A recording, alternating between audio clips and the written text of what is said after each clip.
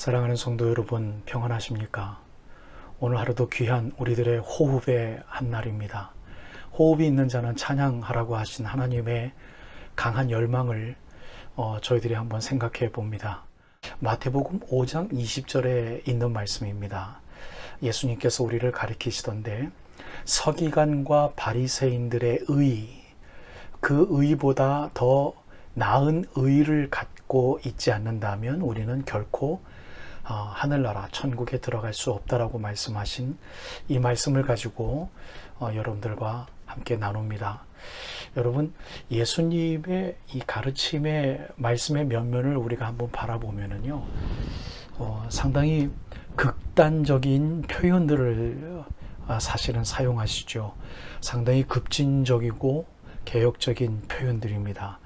결코 천국에 들어갈 수 없다. 여러분, 누군가가 너 그렇게 하면 천국 못 들어가, 바로 이런 말이거든요.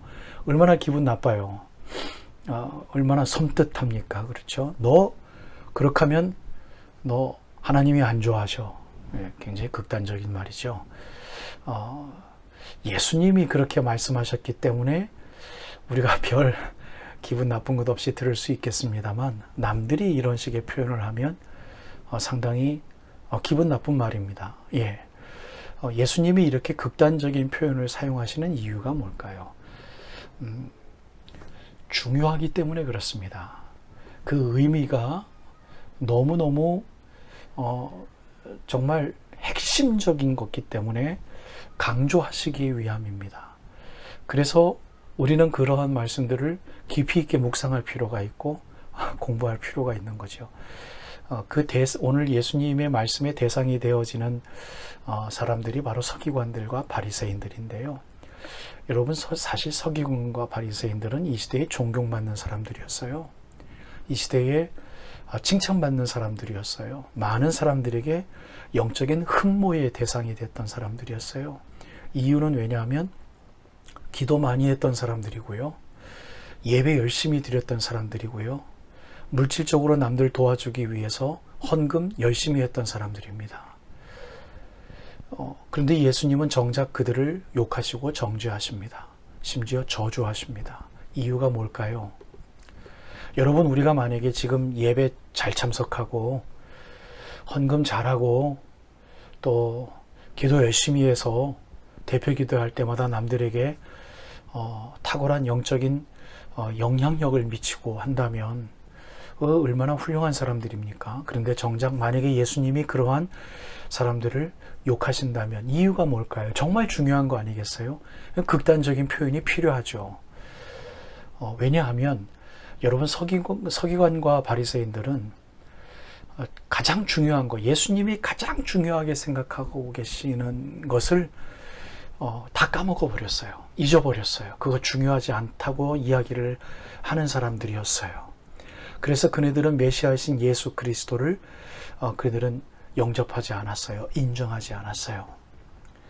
여러분, 구원, 하나님의 사랑, 하나님의 인류를 사랑하시기 위한 그분의 마음, 그것을 서기관과 바리새인들이 다 잊어먹어 버렸어요.